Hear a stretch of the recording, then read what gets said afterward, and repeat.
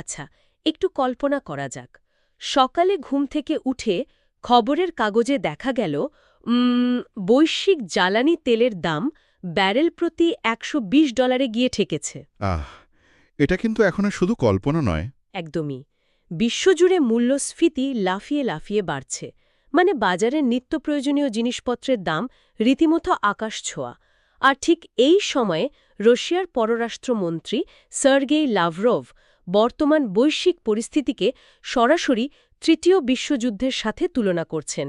হ্যাঁ, শব্দটা শুনলে প্রথমে একটু থমকে যেতে হয়। ঠিক। শুনতে কোনো থ্রিলার মুভির প্লট মনে হলেও এটাই এখন চরম বাস্তবতা।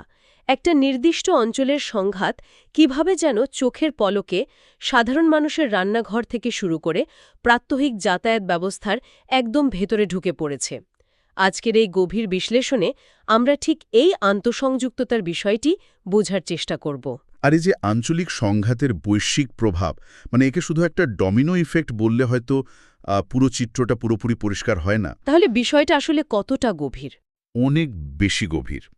আমরা যখন কার্নেগি এন্ডাউনমেন্ট বা আইটিএ মানে আইটার 2026-এর গ্লোবাল রিস্ক অ্যাসেসমেন্টের মতো রিপোর্টগুলো বিশ্লেষণ করি, তখন দেখা যায় সংকটগুলো আসলে একে অপরের সাথে গভীরভাবে জড়িয়ে আছে। মানে একটা আরেকটার সাথে লিঙ্কড। একদম তাই। কিভাবে মধ্যপ্রাচ্যের চলমান সংঘাত পুরো বৈশ্বিক অর্থনীতিকে খাদের কিনারে নিয়ে যাচ্ছে, আর এর প্রতিক্রিয়া হিসেবে ব্রিক্সের মতো জোটগুলোর মাধ্যমে বিশ্ব ব্যবস্থায় কিভাবে এক অভাবনীয় মেরুকরণ ঘটছে, আজকের আলোচনায় আমরা এই বিচ্ছিন্ন বিন্দুগুলোকে এক সুতোয় গাঁথার চেষ্টা করব। দ্য বিজনেস স্ট্যান্ডার্ড ও প্রথম আলো সহ একাধিক আন্তর্জাতিক সংবাদ মাধ্যমের ডেটাও আমরা আজ ঘেঁটে দেখব। তো এই বিন্দুগুলো মেলাতে গেলে শুরুতেই বোধহয় তাকাতে হবে যুক্তরাষ্ট্র ও ইরানের সংঘাতের দিকে। মানে 2 মাসের বেশি সময় পার হয়ে গেছে, কিন্তু উত্তেজনার পারদ কমার তো কোনো লক্ষণই নেই। হ্যাঁ, এবং সবচেয়ে ভয়ের জায়গাটা হলো হরমুজ প্রণালী। ঠিক, হরমুজ প্রণালী। এটি বন্ধ থাকার কারণে বৈশ্বিক জ্বালানি সরবরাহ ব্যবস্থা এখন রীতিমতো খাদের কিনারায়। আন্তর্জাতিক জ্বালানি সংস্থার প্রধান ফাতিহ বিরল একে ইতিহাসের সবচেয়ে বড় জ্বালানি সংকট হিসেবে আখ্যা দিয়েছেন। মানে হরমুজ প্রণালী তো আসলে বৈশ্বিক তেলের একটা প্রধান ধমনী, তাই না? একদম সঠিক। বিশ্বের মোট উৎপাদিত তেলের প্রায় 20% এই হরমুজ প্রণালী হয়ে যাতায়াত করে। বাপরে, 20%! হ্যাঁ, এটা অনেকটা একটা বোতলের সরু গলার মতো। তো যখনই সেখানে কোনো অবরোধ বা সংঘাত হয়, পুরো বিশ্বের সাপ্লাই চেইন বা সরবরাহ ব্যবস্থায় একটা বড় ধরনের ধাক্কা লাগে। আর এই ধাক্কাটা সবচেয়ে দ্রুত এবং ভয়াবহভাবে কোথায় লাগে জানেন? কোথায়? এভিয়েশন বা বিমান চলাচল শিল্পে। কারণ এই শিল্পের ব্যয়ের একটা বিশাল অংশই যায় জ্বালানির পেছনে। এই জায়গাটাতেই আমার সবচেয়ে বড় বিস্ময় কাজ করেছে আসলে।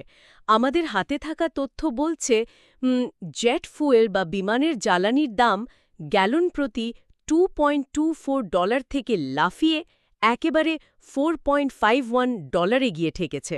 অর্ধেকেরও বেশি বেড়ে গেছে। হ্যাঁ, আর এর সরাসরি পরিণতি হিসেবে যুক্তরাষ্ট্রের বিমান চলাচলের 5% বাজার দখল করে রাখা স্পিরিট এয়ারলাইন্স দেউলিয়া হয়ে গেছে।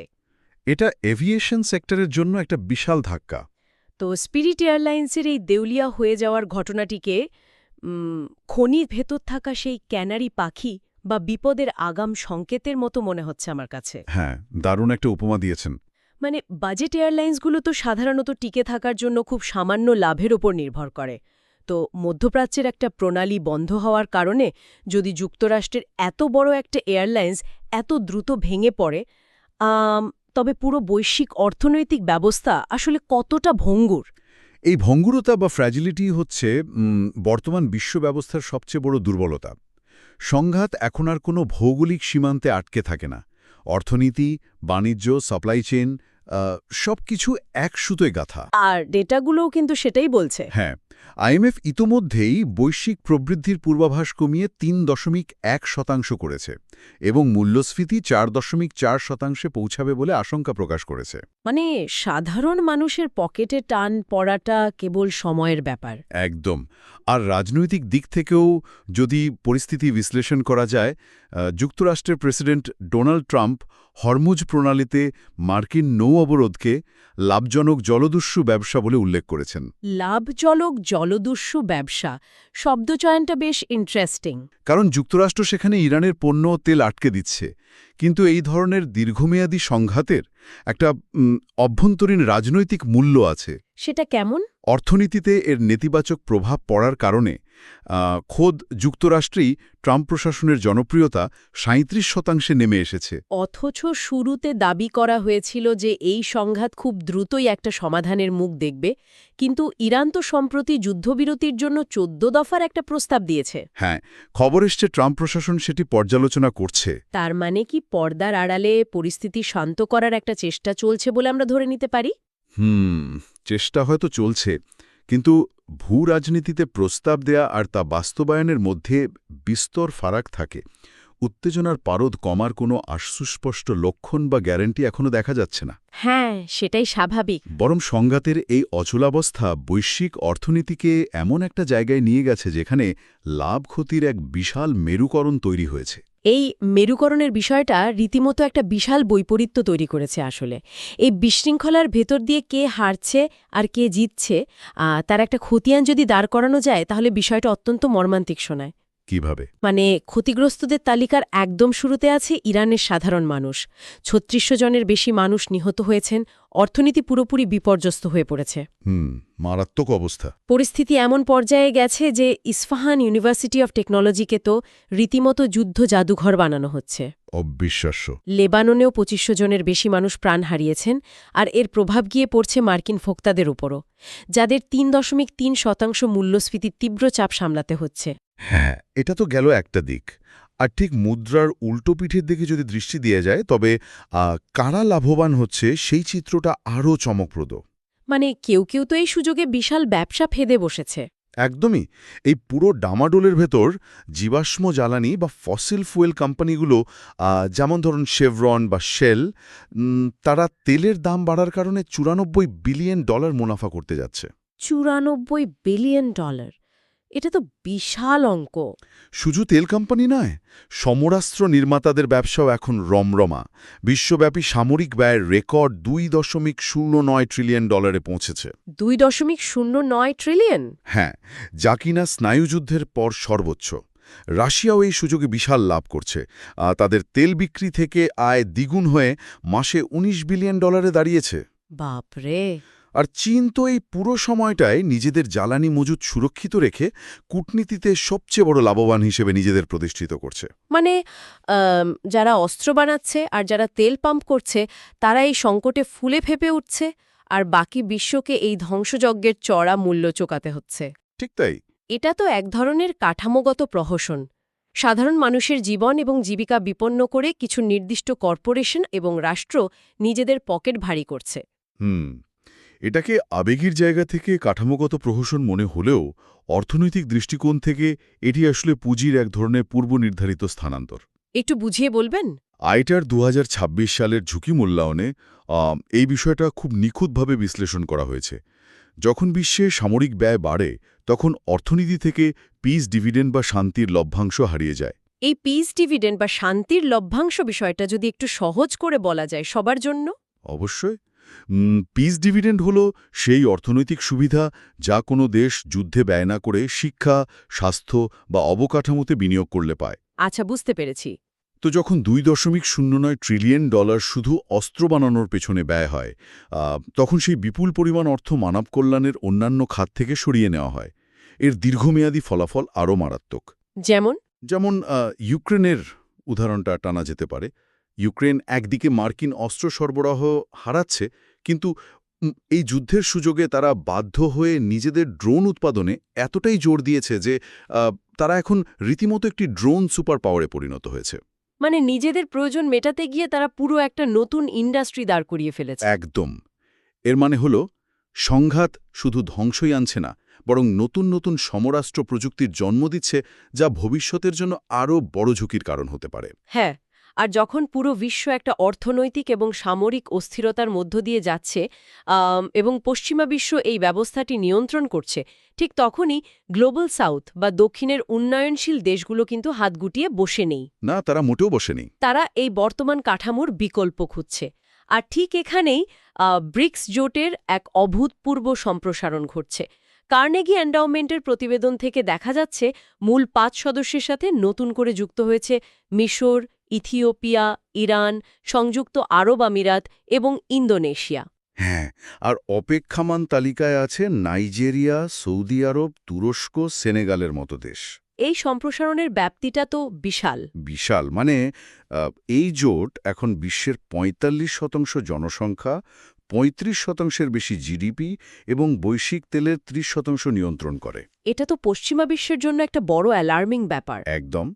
তারা নিউ ডেভেলপমেন্ট ব্যাংক বা এনডিবি এবং স্থানীয় মুদ্রায় বাণিজ্যের মাধ্যমে ডলারের ওপর নির্ভরশীলতা কমানোর চেষ্টা করছে। এই প্রক্রিয়াটাকেই অর্থনীতিতে ডি-ডলারাইজেশন বলা হয়। আচ্ছা, এই ব্রিক্স জোটের কাঠামোটাকে যদি একটু ভিন্নভাবে দেখা যায়, মানে একে তো একটা বিশাল আর বিশৃঙ্খল হোয়াটসঅ্যাপ গ্রুপের মতো মনে হয় আমার কাছে। WhatsApp group? কেন মনে হলো এমন? কারণ এক এক দেশের স্বার্থ এখানে এক এক রকম। রাশিয়া বা ইরান চাইছে এটাকে একটা পুরোপুরি অ্যান্টি ওয়েস্টার্ন বা পশ্চিমা বিরোধী জোট বানাতে, যাতে তারা পশ্চিমা নিষেধাজ্ঞার বাইরে গিয়ে সুইফটের বিকল্প কিছু একটা দাঁড় করাতে পারে। হ্যাঁ, সেটা তাদের একটা বড় এজেন্ডা। অন্যদিকে ভারত, ব্রাজিল বা সংযুক্ত আরব আমিরাতের মতো দেশগুলো তো শুধু ব্যবসা বাড়াতে চায়। তারা কিন্তু কোনোভাবেই পশ্চিমাদের সাথে সম্পর্ক খারাপ করতে রাজি নয়। এ তো ভিন্ন ভিন্ন স্বার্থ নিয়ে এই জোট কি আদৌ কোনো কার্যকর ভূমিকা রাখতে পারবে? অত্যন্ত প্রাসঙ্গিক একটি পর্যবেক্ষণ।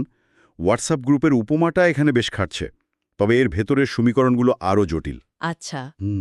সুইফটের বিষয়টা যদি আগে পরিষ্কার করা যায়, সুইফট কিন্তু নিজে কোনো ব্যাংক নয় বা টাকা জমা রাখে না। তাহলে এটা ঠিক কি? এটা হলো গ্লোবাল ব্যাংকগুলোর মধ্যে যোগাযোগের একটা মেসেজিং সিস্টেম, অনেকটা ওই হোয়াটসঅ্যাপের মতোই, যার মাধ্যমে এক ব্যাংক আরেক ব্যাংকে বার্তা দেয় যে আমি এত টাকা ট্রান্সফার করছি। ও আচ্ছা, মানে শুধু ইনফরমেশন পাস করে। ঠিক। তো পশ্চিমা বিশ্ব যখন রাশিয়া বা ইরানকে সুইফট থেকে বের করে দেয়, তখন তারা মূলত আন্তর্জাতিক আর্থিক ব্যবস্থার যোগাযোগ নেটওয়ার্ক থেকে বিচ্ছিন্ন হয়ে পড়ে। আর ঠিক এই কারণে তারা ডি-ডলারাইজেশন বা ডলারের বিকল্প খুঁজছে, তাই তো? একদম ঠিক। রাশিয়া বা ইরান চাইছে এমন একটা নিজস্ব লেনদেন ব্যবস্থা তৈরি করতে যেখানে ডলারের কোনো প্রয়োজনই হবে না। একটা উদাহরণ দিয়ে বোঝাবেন। ধরুন, ভারত রাশিয়া থেকে তেল কিনছে রুপি দিয়ে, এবং রাশিয়া সেই রুপি দিয়ে ভারতের কাছ থেকে ওষুধ কিনছে। এখানে তো ডলারের কোনো লেনদেনই হচ্ছে না। ঠিক এটাই পয়েন্ট। ইরান তো এর মধ্যেই পশ্চিমা চোখরাঙানি উপেক্ষা করে 11 টন সমৃদ্ধ ইউরেনিয়ামের মজুদ গড়ে তুলেছে। তাদের কাছে ব্রিক্স হল অর্থনৈতিক ও রাজনৈতিক প্রতিরোধের একটা হাতিয়ার।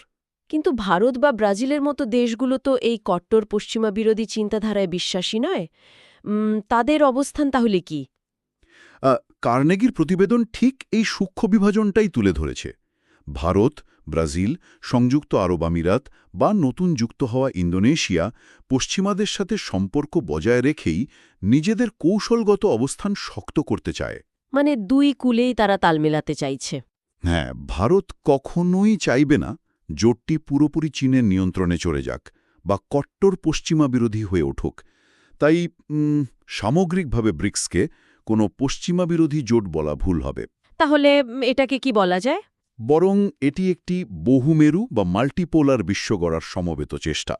বহুমেরু বিশ্ব মানে হল এমন একটা বিশ্ব ব্যবস্থা যেখানে ক্ষমতা কেবল ওয়াশিংটন বা বেইজিংয়ের হাতে কুক্ষিগত থাকবে না, বরং একাধিক শক্তিশালী কেন্দ্রের মধ্যে ভারসাম্য বজায় থাকবে। বিষয়টা খুবই কৌতূহলোদ্দীপক। একদিকে বিশ্ব ব্যবস্থার এই অর্থনৈতিক এবং ভূ-রাজনৈতিক মেরুকরণ চলছে, অন্যদিকে বিশ্বের ঝুঁকিগুলো কিন্তু কেবল যুদ্ধ বা অর্থনীতিতেই সীমাবদ্ধ নেই। না, আরও অনেকগুলো ফ্যাক্টর কাজ করছে এখানে। আইটার প্রতিবেদন আমাদের দেখাচ্ছে যে বিশ্বে এখন ২৩৫% জিডিপির সমপরিমাণ বিশাল বৈশ্বিক ঋণ রয়েছে। ২৩৫%? হ্যাঁ, মানে বিশ্বের মোট উৎপাদনের দ্বিগুণেরও বেশি হল ঋণের পরিমাণ। এর পাশাপাশি যোগ হয়েছে সাইবার হুমকি এবং কৃত্রিম বুদ্ধিমত্তা বা এআই এর মতো নতুন প্রযুক্তির উত্থান।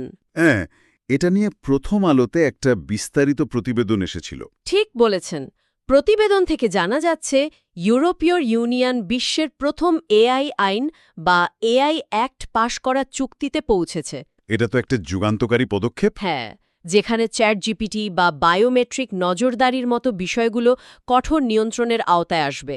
আর নিয়ম ভাঙলে বৈশ্বিক আয়ের ৭% বা ৩.৫ কোটি ইউরো জরিমানার বিধান রাখা হয়েছে। Huge amount. হুম, কিন্তু এখানেই আমার একটা বড় খটকা লাগে আসলে। কী রকম খটকা?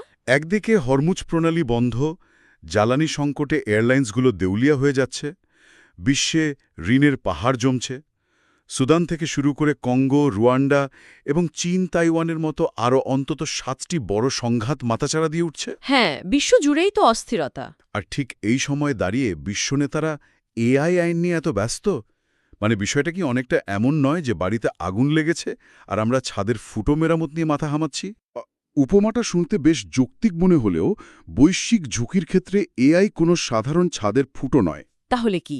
এআই হল সেই প্রবল বাতাস যা ওই আগুনকে আরও দ্রুত ছড়িয়ে দিতে পারে। ও আচ্ছা। আইটার প্রতিবেদনে খুব চমৎকার একটা ধারণা দেওয়া হয়েছে, যাকে বলা হচ্ছে কনভার্জিং রিস্কস বা ঘনীভূত ঝুঁকি। এই ঘনীভূত ঝুঁকি বিষয়টা একটু ক্লিয়ার করবেন? এর মানে হলো ঝুঁকিগুলো কখনো একে একে সারিবদ্ধভাবে আসে না, তারা একসাথে আঘাত হানে। কিভাবে একটা এআই আইন এই যুদ্ধ বা অর্থনীতির সাথে সম্পর্কিত হতে পারে? বিষয়টা হলো প্রযুক্তির সামরিকায়ন। যদি এআই অনিয়ন্ত্রিত থাকে তবে তা মুহূর্তের মধ্যে স্বয়ংক্রিয় সাইবার হামলা বা ড্রোন ফ্লিট পরিচালনার মাধ্যমে চীন, তাইওয়ান বা অন্য কোনো সংঘাতকে কয়েক সেকেন্ডের মধ্যে নিয়ন্ত্রণের বাইরে নিয়ে যেতে পারে। মানে তখন তো মানুষের হাতে আর কোনো কন্ট্রোলই থাকবে না। ঠিক, তখন আর মানুষের হস্তক্ষেপ করার সুযোগই থাকবে না। ইউরোপীয় ইউনিয়নের এআই আইন মূলত এই লাগামহীন প্রযুক্তিকে একটা কাঠামোর মধ্যে আনার চেষ্টা। এটা তো একটা ভয়ঙ্কর দৃশ্যপট। এটার মতে এই মুহূর্তে বিশ্বের সবচেয়ে বড় সংকট হল পলিসি ফ্র্যাগমেন্টেশন বা নীতিগত বিভাজন। এই পলিসি ফ্র্যাগমেন্টেশন বলতে মূলত কি বোঝানো হচ্ছে এখানে? পলিসি ফ্র্যাগমেন্টেশন হলো এমন এক পরিস্থিতি যখন পুরো পৃথিবী কোনো একটি সংকটের সমাধানে এক মঞ্চে আসতে ব্যর্থ হয় এবং সবাই যার যার মতো আলাদা নিয়ম বানাতে শুরু করে। মানে গ্লোবাল কোনো কোঅর্ডিনেশন থাকে না। একদমই। যখন বাণিজ্যে সংরক্ষণবাদ বা ট্রেড ওয়ার জ্বলে দেশগুলো প্রযুক্তির ওপর নিয়ন্ত্রণ আরোপ করে, আবার একই সাথে সামরিক সংঘাতও চলতে থাকে, তখন জলবায়ু পরিবর্তন থেকে শুরু করে বৈশ্বিক ঋণ কোনো বিষয়ই বিশ্বনেতারা আর এক টেবিলে বসে সর্বসম্মত সিদ্ধান্তে পৌঁছাতে পারেন না। সবাই শুধু নিজেদের দিকটাই দেখে। হ্যাঁ, সবাই নিজেদের স্বার্থরক্ষায় আলাদা আলাদা নিয়ম তৈরি করে। এই বিভাজনই ২০২৬ সালের সবচেয়ে বড় বিপদ হিসেবে চিহ্নিত হয়েছে। সত্যি।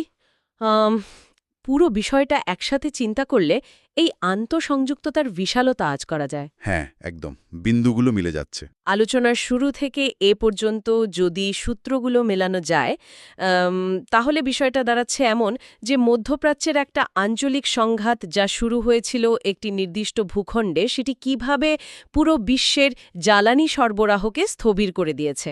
আর তার চেইন রিঅ্যাকশন আমরা দেখতে পাচ্ছি। ঠিক, এর সরাসরি প্রভাব পড়ছে সাপ্লাই চেইনের ওপর। স্পিরিট এয়ারলাইন্সের মতো কোম্পানি দেউলিয়া হয়ে যাচ্ছে। এই অস্থিতিশীলতার সুযোগে একদিকে সমরাস্ত্র প্রস্তুতকারক আর তেল কোম্পানিগুলো বিলিয়ন বিলিয়ন ডলার মুনাফা গুনছে, আর অন্যদিকে সাধারণ মানুষ মূল্যস্ফীতির নিচে চাপা পড়ছে। এবং এই পুরো পরিস্থিতি আবার উস্কে দিচ্ছে নতুন ধরনের মেরুকরণ। হ্যাঁ, এই অসম বিশ্ব ব্যবস্থার বিকল্প খুঁজতেই ব্রিক্সের মতো জোটগুলো নিজেদের পরিসর বাড়াচ্ছে। তারা ডি-ডলারাইজেশনের মাধ্যমে এমন একটা বহুমেরুর বিশ্ব তৈরি করতে চাইছে, যেখানে অর্থনৈতিক লেনদেনের চাবিকাঠি কোনো একক পরাশক্তির হাতে থাকবে না। আর এসবের মাঝেই ঘনীভূত ঝুঁকি হিসেবে যোগ হয়েছে বিশাল বৈশ্বিক ঋণ এবং এআই-এর মতো নতুন প্রযুক্তির উত্থান, যা মোকাবেলা করার জন্য বৈশ্বিক ঐক্যের তীব্র অভাব দেখা যাচ্ছে।